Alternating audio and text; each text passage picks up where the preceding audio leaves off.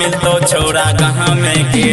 पहला सोमारी के जल चढ़ावे दुल्हा मिली जेतो गहमे के। दुल्हा मिली जेतो गहमे के। सबसे पहले चढ़ैया तू जल गे कर दे तो बाबा समस्या के हल गे। सबसे पहले चढ़ैया तू जल गे कर दे तो बाबा समस्या के हल गे।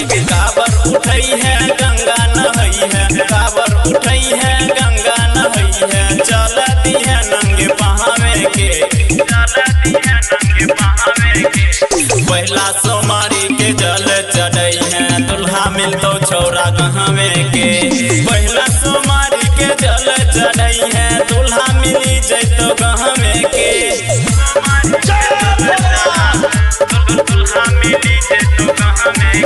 एक राइटर गौतम मिठू अंग कज के हर साल जाइ हो इहो पहिदल के।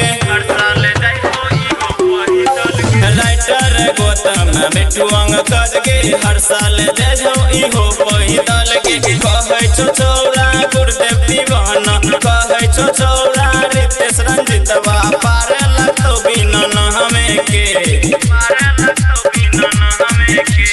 पहला सोमारी के जल चढ़ावे दुल्हा मिलतो छौरा गहमे के। पहला सोमारी के जल चढ़ावे दुल्हा मिली जेतो गहमे के।